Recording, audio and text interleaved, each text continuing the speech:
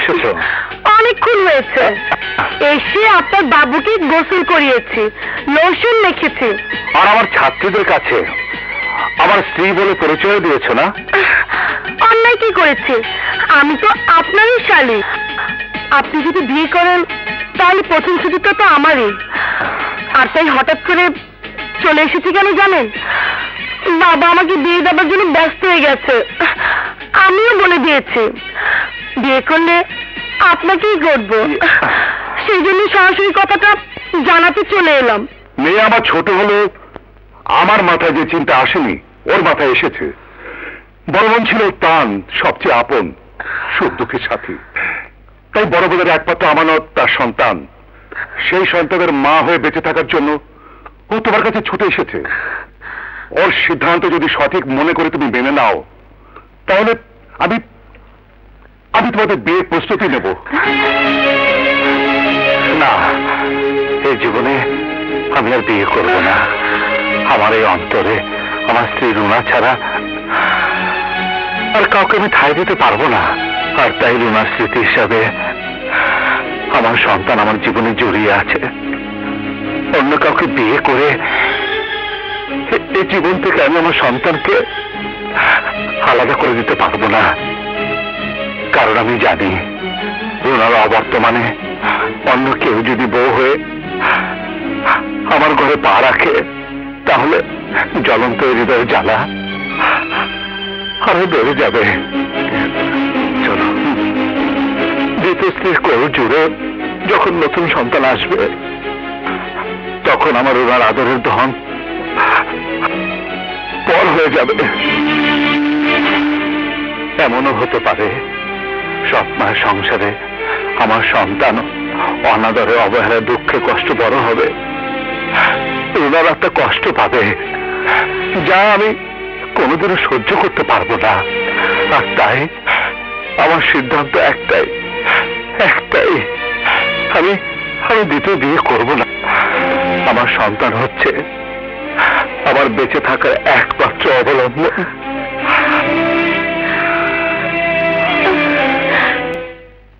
কি আমাদের ওস্তাদ কত আদর্শবান খাঁটি মানুষ দেখেছেন? মিনা তার আত্মীয় বলে বেশি কিছু বলেনি। আর ওর জায়গায় আপনি হলে তো শুধু মুখ দিয়ে নয় হাত দিয়ে হলেও কিছু করতেন না। আমি অন্য সব সাধারণ মেয়েদের মতো নই। আমি জীবনে কিছু আশা করলে তা না পাওয়া পর্যন্ত আমি ছাড়ি না। কিন্তু আমার বড় ভাইকে নিয়ে আপনি যদি কোনো আশা পোষণ করে থাকেন তাহলে তার কোনো দিনই পূরণ হবে না। এখানে পা যখন রেখেছি তখন ভিক্ষার হাত বাড়ি হলেও আমার ভালোবাসা আমি আদায় করে নেব। আর তোমার ভাইয়াকে আমি বিয়ে বলা সহজ কিন্তু করা খুব কঠিন। বাজি বাজি। ওকে, বাই বাই। এই বৃদ্ধাঙ্গুর আছে বলেই দেখে বাজে ধরেছিস। এখন সত্যি যদি মেয়েটা জিতে যায় তখন কি হবে? হ্যাঁ, শুকর আলহামদুলিল্লাহ, তাহলে খুব ভালো হবে। তাই 2 হাত তুলে দিন রাত আল্লাহর কাছে দোয়া করো। কারণ আমরা দুজন বড় ওস্তাদের পাশাপাশি আর কতদিন থাকবো? আমাদের দুজনের ছোটখাটো একটা ভবিষ্যৎ আছে না? ঠিক বলেছিস। মিথ্যে কথা। ভবিষ্যতের কথা যদি ভাবতে তাহলে দিন রাত ওস্তাদের পিছে পড়ে থাকতে না। তোমার দেখা পাওয়ার অপেক্ষায় কেউ একজন যা আছে সেদিকে তুমি খেয়াল রাখতে। দিনে একবার হলেও আমাকে বুকে জড়িয়ে ভালোবাসার কথা বলতে। রাগ করো না লক্ষ্মীটি, মুখে না বললে কি হবে? অন্তর দিয়ে 1000 বার বলি আমি তোমাকে ভালোবাসি ভালোবাসি। থামলে কেন? আরে বলো আই লাভ ইউ। তুমি আমাদের সাথে থেকে যাও না বাবা। বস। থাকবো রে মা, থাকবো। আমি যে হিংস্র বাঘকে হন্য হয়ে শিকার করার জন্য খুঁজছি, ওকে শেষ না করা পর্যন্ত আমার শান্তি নেই। তাই যতদিন ওকে খুঁজে না পাবো ততদিন তুই এখানেই থাকবি। ঠিকই বলেছেন দুলা ভাই, আপনার বোন জামাইয়ের হত্যার প্রতিশোধ দেবার জন্য আপনি মাহারা। আরে সেই জন্যই তো আমি নিশ্চিন্তে আছি। মামনি, জন্মদিনে যে উপহার আমি তোমাকে দিয়েছি কয়েকদিনের মধ্যেই তার চেয়ে বড় উপহার আমি তোমাকে দেব, যা একজন মেয়ের জীবনে সবচেয়ে বড় উপহার। বাবা, তুমি জানো না সেই উপহারের মানুষটাকে আমি অনেক আগেই বেছে নিয়েছি। বাবু কাঁদছে।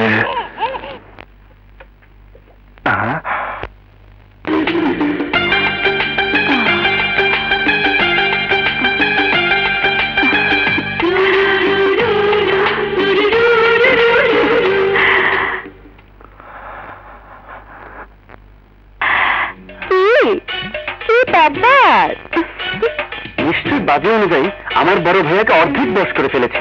কিভাবে করলো কাজটা? এইভাবে। আসি,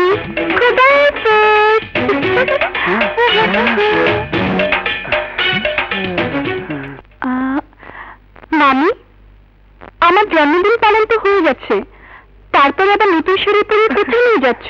ড্রয়িং রুমে গেলেই সব বুঝতে পারবে। চলো গোলা।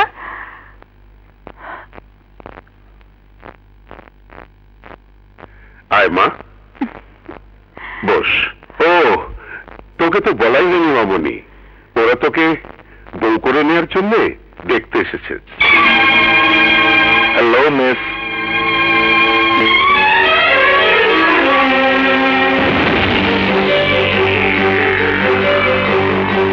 ভাইজান, তোমার মেয়ে এভাবে দেমার দিকে চলে গেল যে?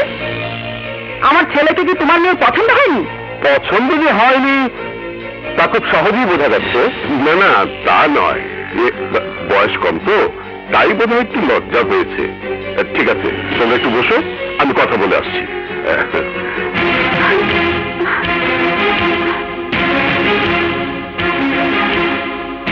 কি রে মা, তুই এভাবে চলে এলি, কোথাও ঠিক হলো?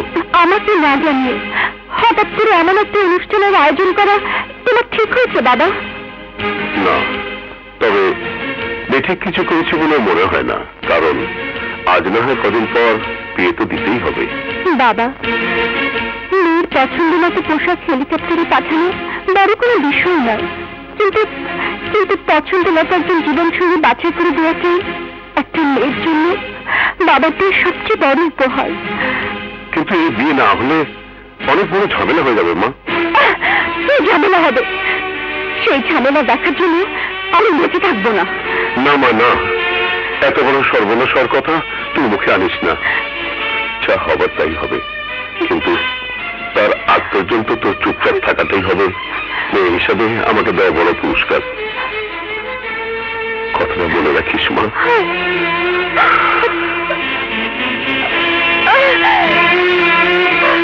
দুলাভাইয়ের চেহারা দেখে মনে হচ্ছে মেয়ে বিয়েতে দেখতে হবে না মেয়েটা কার। যা বলেছি তাই হয়েছে।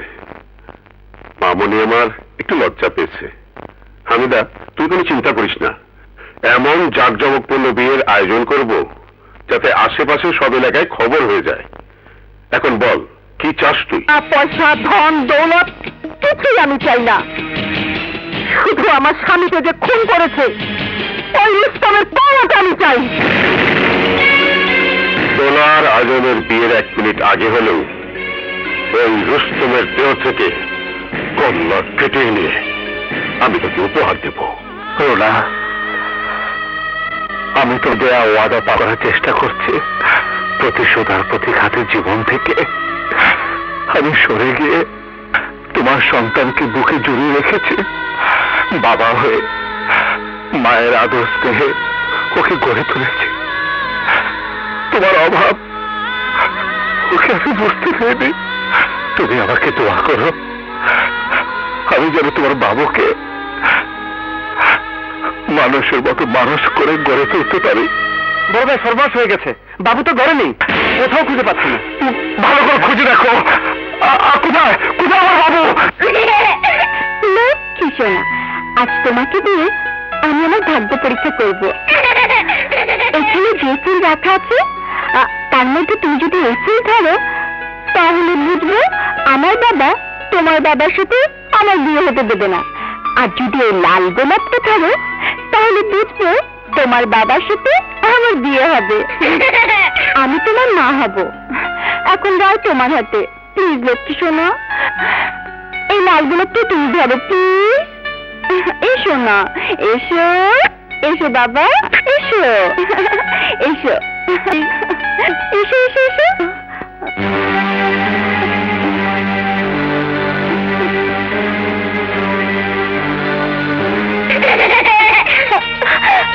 এসো বাবা, না আমার লক্ষ্মী সোনা বাবা। আমার কাছে এটা খুব ভালো লাগছে, এটাও খুব সুন্দর। কিন্তু এটাও খারাপ না।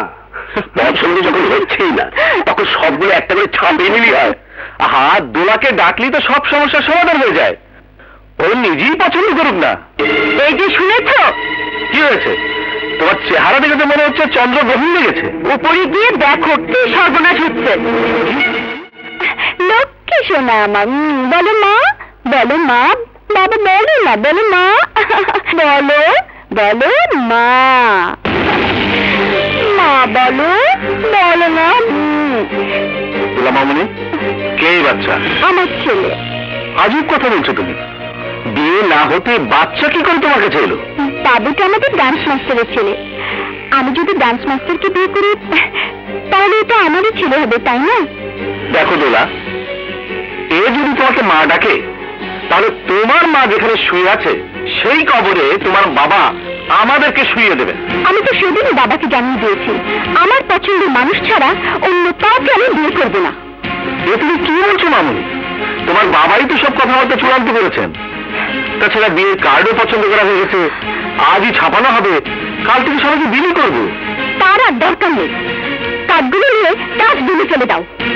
আহা, পাগলের মতো কথা বলো না। ভাইজান, এত কথার কি দরকার? ব্যাপারটা আমি দেখছি। না, আমি কোনো কথা শুনতে চাই না। আমি আমার বাবুকে চাই। আপনি কোনো চিন্তা করবেন না ভাইয়া, বাবুকে পাওয়া যাবে। আমরা যেভাবেই হোক বাবুকে খুঁজে বের করবো। এই গাছ পাঁচটা, ছেলেকে দিয়ে আমার ভাগ্নির মতো আর কতজনকে মা ডাকিয়েছিস? বল ওর মা কোথায়? নাকি সেও তোর মতো রাতারাতি বড়লোক হবার জন্য অন্য কারোর সাথে রাত কাটাতে গেছে?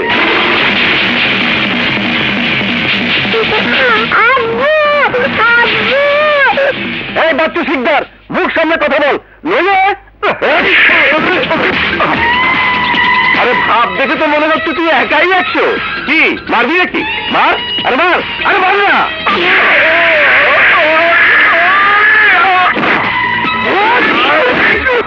এই কাল সূর্য দেখার আগে তুই এই এলাকা ছেড়ে চলে যাবি, নইলে পরিণাম কি হবে তার নমুনা দেখ।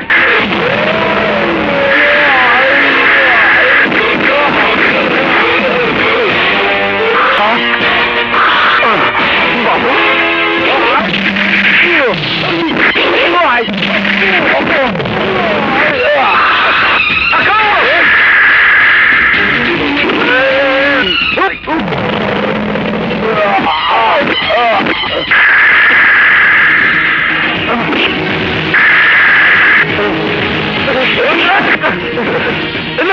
আমাকে তুমি প্রাণ ভিক্ষা দাও। না বাচ্চু শিকদার, তোদের মতো অত্যাচারী নরপশুদের শাস্তি দেওয়ার জন্যই আমার জন্ম হয়েছে। কিন্তু ভাগ্যের নির্মম পরিণতির কাছে হার মেনে একজন নিরীহ মানুষের মতো বেঁচে আছি।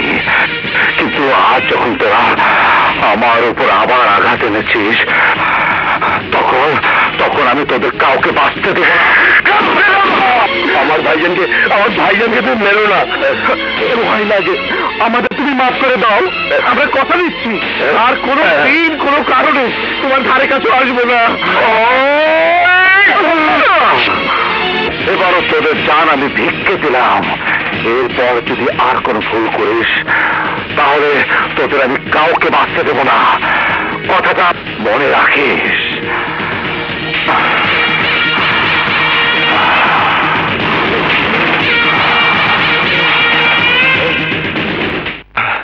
কি বললেন? ঠিকই বলছি, তোমার হবু স্ত্রী আরেকজনের স্ত্রী হতে যাচ্ছে।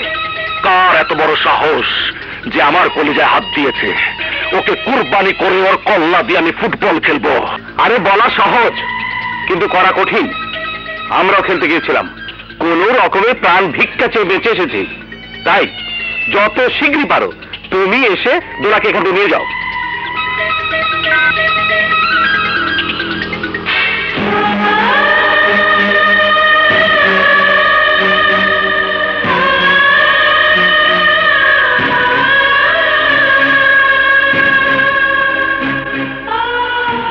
না, রুনাকে দেওয়া ওয়াদা রক্ষার জন্য এখানে আর এক মুহূর্ত নয়। দোলা, দোলা গেল কোথায়? একটু আগে তো এখানে দেখে গেলাম। আরে আশেপাশে কোনো রুমে আছে কিনা খুঁজে দেখ, যা।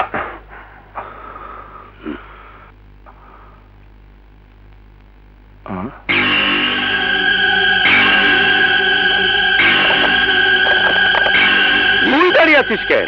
দেখ না কোথায় আছে। জাহান্নামের পথে পা বাড়িয়েছে। এই দেখুন, চিঠিতে লিখেছে ও এই বিয়েতে রাজি না, তাই এই বাড়ি ছেড়ে চিরদিনের জন্য চলে গেছে। কোথাও খুঁজে পাচ্ছি না। বুঝেছি বস, সবখানে খুঁজে দেখলাম, কোথাও নেই। তার মানে ভয়ে পালিয়েছে, কিন্তু পালিয়ে যাবে কোথায়?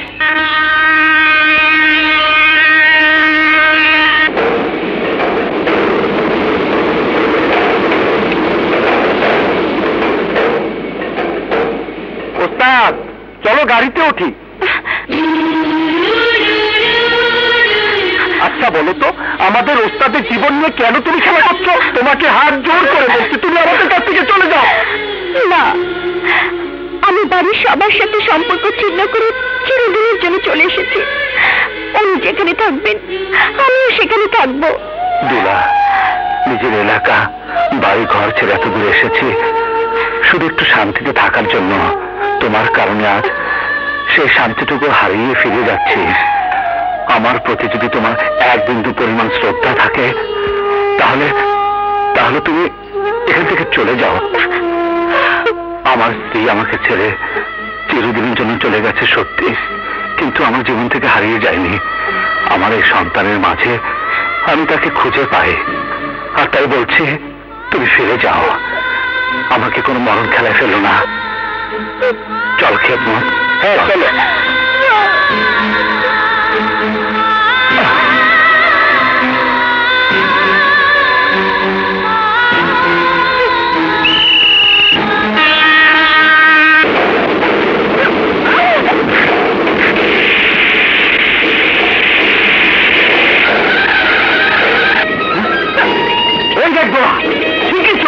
যে করে হোক সামনের স্টেশনে ট্রেন ছাড়াতেই হবে। চল।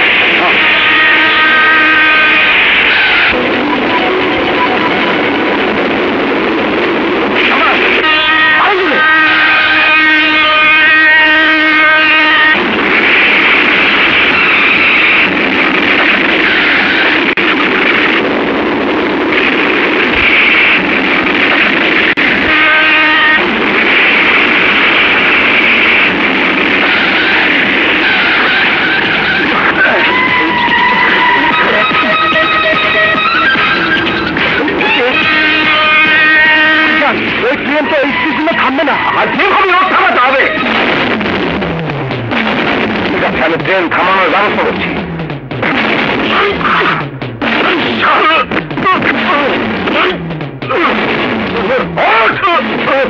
বাঁচতে চাইলে ট্রেন থামানোর ব্যবস্থা কর। লাল পতাকা দেখা।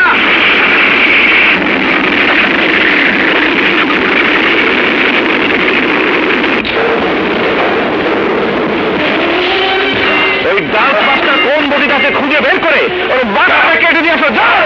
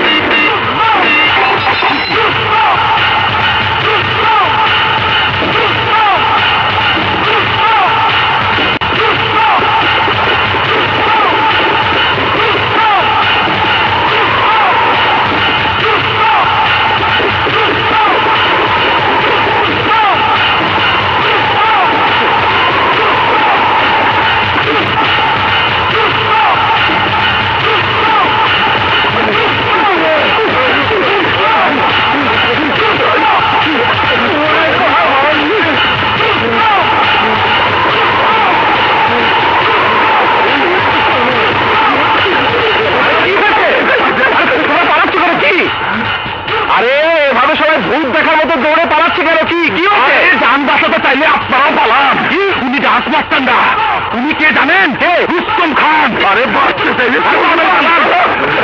এরা বলে কি?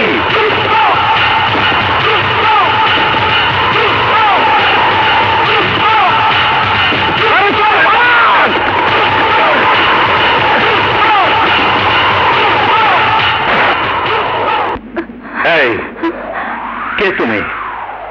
সুলেমান সরকারের বংশের সাথে তোমার কি সম্পর্ক? সত্যি করে বলো, তুমি কে? তোমার বাবার নাম কি? শরীফ জোয়ারদার।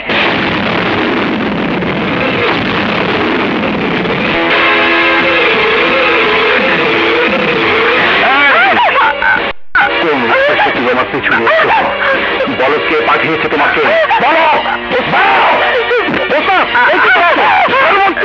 তুমি জানো তোমার বাবা আমার ওস্তাদের জীবনের কি ক্ষতি করেছে? কত বড় শত্রু সে? তাহলে শোনো, সমাজের অন্য সব ছোট ছেলে মেয়েদের মতো ওস্তাদ আমার মা বাবা ভাই বোনের স্নেহ আদর ভালোবাসাকে বিসর্জন দিয়ে তোমার বাবা আর তোমার ফুফা সুলেমান সরকারের অত্যাচার আর জুলুমের বিরুদ্ধে রুখে দাঁড়ানোর জন্য খাতা কলমের বদলে সেই অবুধ বয়স থেকে হাতে লাঠি তুলে নিয়েছে।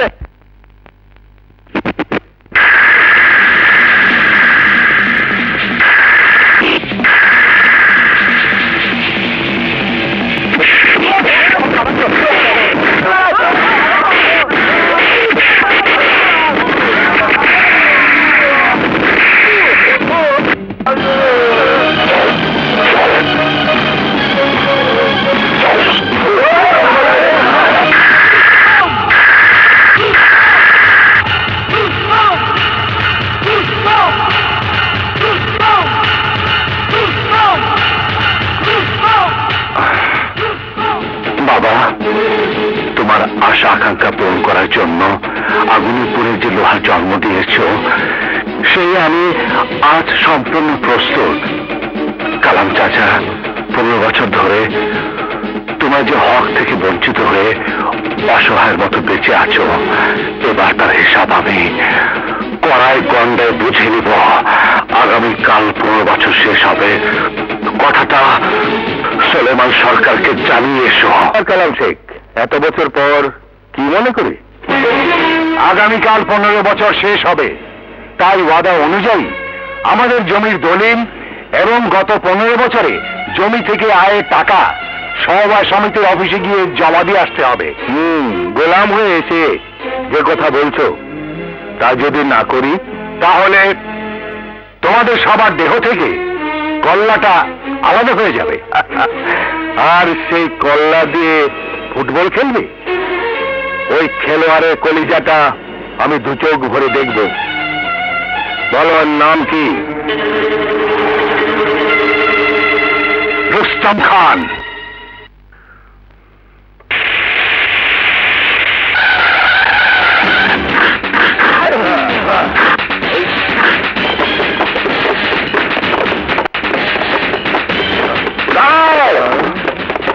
আজকে শুভ কাজ সফল হওয়ার জন্য আমার রুস্তম নামাজ আদায় করছে। নামাজ শেষ না হওয়া পর্যন্ত তোমরা কেউ কাছে যেতে পারবে না। একবার জান ভিক্ষা দিয়েছি, এবার বাপ বেটা দুজনকেই উচিত শিক্ষা দেবো। কথা কম, নইলে জান খতম করে দেবো। নাও, তবু যেতে দেবো না। চুপ!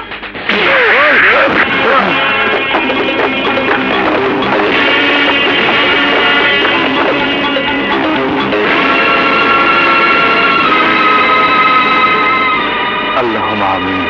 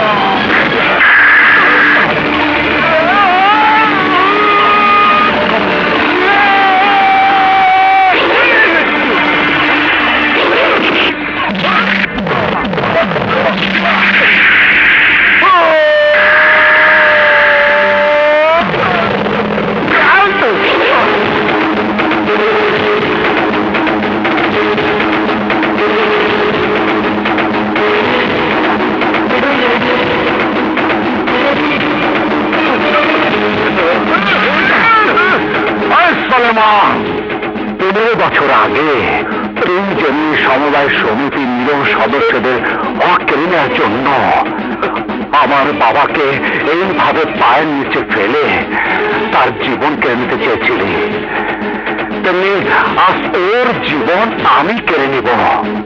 যদি জানে বাঁচতে চাস তাহলে আজ তুই এক্ষুনি সেই দলিল ফিরিয়ে দিবি। দে দলিল। এই রুস্তম, এই সুলেমান যা নেয় তা কোনোদিন ফিরিয়ে দেয় না, সুতরাং দলিল তুই কোনোদিনই ফেরত পাবি না। তাহলে তুই জানে বাঁচবি না। কি না বোন না, আমি তোর স্বামীর কবরের মাটি খেয়ে কসম খেয়ে এসেছি, তুই সেদিনই বিধবার শাড়ি পরবি যেদিন আমি ওই রুস্তম সহ ওর বংশের সবাইকে কাফনের কাপড় পরাতে পারবো। আমি ব্যস্ত মানুষ, বিয়ে শাদী নিয়ে আমার কাজ কারবার, যা আপনার বাড়িতে আছে বলে মনে হয় না।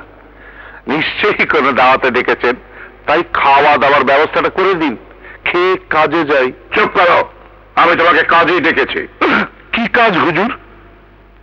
একটা সুন্দরী পাত্রী চাই। কার জন্য হুজুর? রুস্তমের জন্য। ওনাকে কে মেয়ে দেবে? মাফ করবেন, এই কাজ আমি করতে পারবো না। কে বললে পারবে না? পারবো হুজুর। বলেন কেমন পাত্রী চাই? নম্র, ভদ্র, শিক্ষিতা মেয়ে, যৌতুক টৌতুক লাগবে না। হুজুর এই দেখুন। মা, দেখেই বোঝা যাচ্ছে লক্ষ্মী মেয়ে, শীঘ্রই প্রস্তাব নিয়ে যাও। কিন্তু হুজুর একটু সমস্যা আছে, কোন পুলিশ মাস্তান বীরপুরুষ দাঙ্গাবাজ ছেলে এই মেয়ের পছন্দ নয়। সংস্কৃতি মানা ছেলে ছাড়া এ মেয়ে কাউকে বিয়েই করবে না।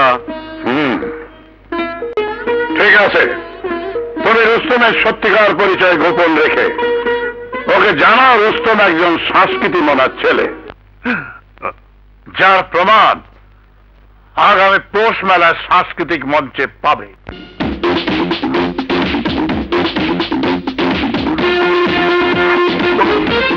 এদের মধ্যে কিন্তু আমার ছেলেও আছে।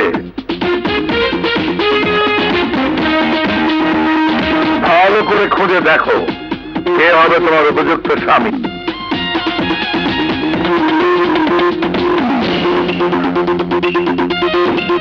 তুমি বেছে বের করো কে হবে।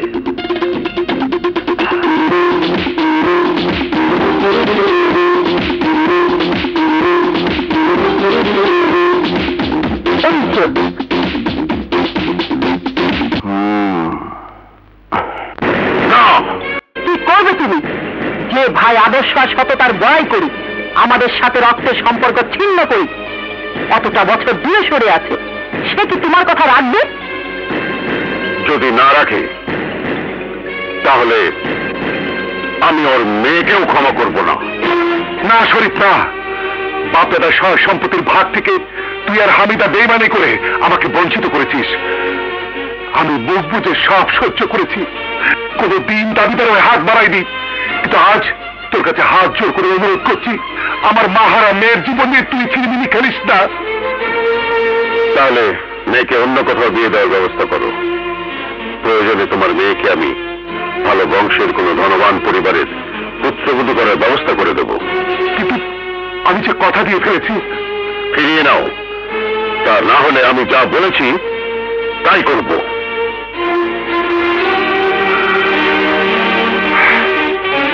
আপনি কি বলছেন? ঠিকই বলছি রাহান সাহেব, খুন খারাপি দাঙ্গা হাঙ্গামা করতে যাদের এক বিন্দু বুক কাঁপে না, সেই ভাই বোনদের কথা অমান্য করে আমি আমার মেয়ের জীবনের সর্বনাশ থেকে আনতে পারবো না। প্লিজ প্লিজ আপনি আমাকে ক্ষমা করবেন।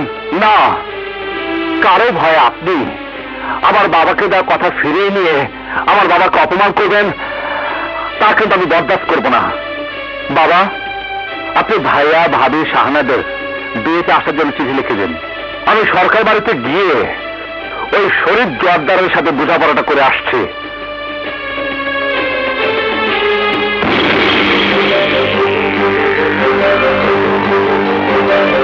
শরীফ জোয়ারদার, কোথায় কি বেরিয়ে আয়। তুমি? হ্যাঁ আমি। তোর ভাই আমার হবু শ্বশুরকে যে হুমকি দিয়ে এসেছে তার দাঁত ভাঙা জবাব দিতে এসেছি। কোথায় সে? সাহস থাকলে সামনে এসে দাঁড়াতে বল। তোর বাবার ভালো যে ভাইজান এখন এখানে নেই, যদি থাকতো তাহলে তোকে লাশ হয়ে এ বাড়ি থেকে বেরিয়ে যেতে হতো। যে রুস্তম তোদের কারণে অবশ বয়স থেকে মাথায় কাফনের কাপড় বেঁধে আছে, তাকে মৃত্যুর ভয় দেখে যদি আর একটা কথা বলিস তাহলে আমি তোর জিভ কেটে জবান চিরদিনের জন্য স্তব্ধ করে দেব। এই দাঁড়িয়ে দেখছিস কি? ওর মুখে লাগাম দিয়ে দে।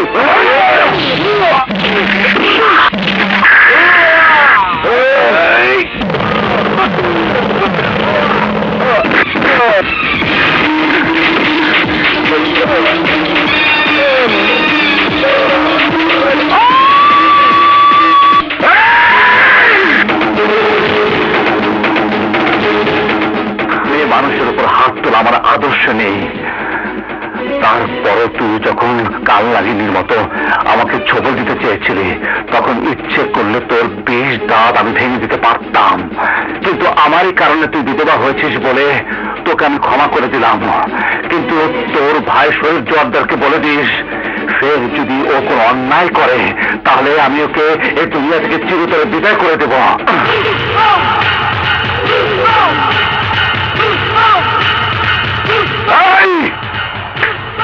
কথাটা মনে রাখিস। তোর মতো হিংস্র বাক্যে মান সবল দেওয়ার জন্য আমিও কাল নাগিনী হয়ে থাকবো। তুই বধূ করে যাকে ঘরে আনবি, খুব শীঘ্রই তাকে আমি দুধলা শাড়ি পরিয়ে দেব।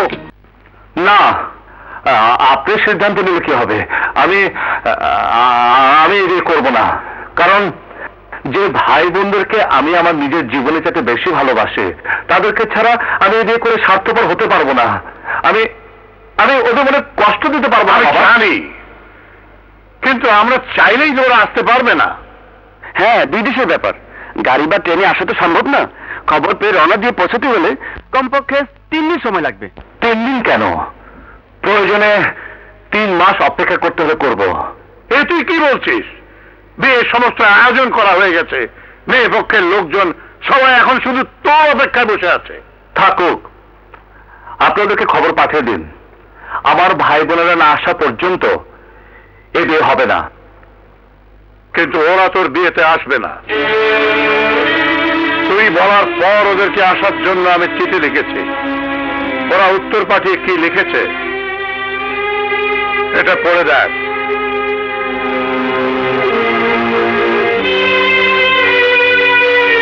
ওরা কেউ আমেরিকায়, কেউ কানাডায়, কেউ লন্ডনে নিজেদের কাজে ব্যস্ত।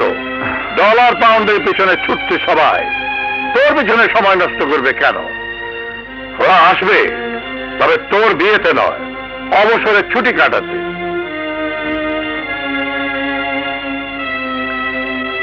এখন বল, ওদের অপেক্ষায় থাকবি না আমার সম্মান রক্ষা করবি? তোমার সম্মান হানি হওয়ার মতো কাজ আমি করব না বাবা, আমি করব না। আলহামদুলিল্লাহ।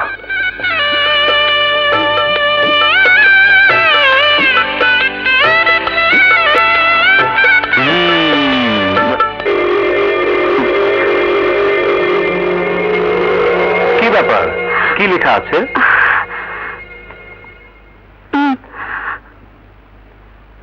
যদি আসে টিকটিকি বাসর ঘরে, বধূর জীবন মধুর হবে স্বামীর আদর্শ আঁকে।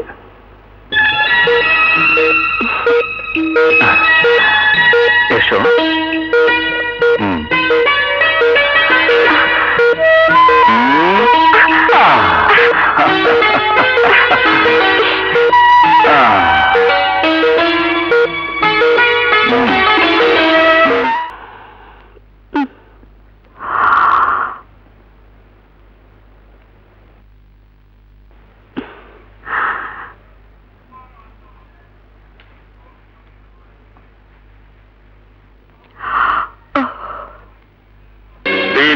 বছর বলে কোনো কথা নেই।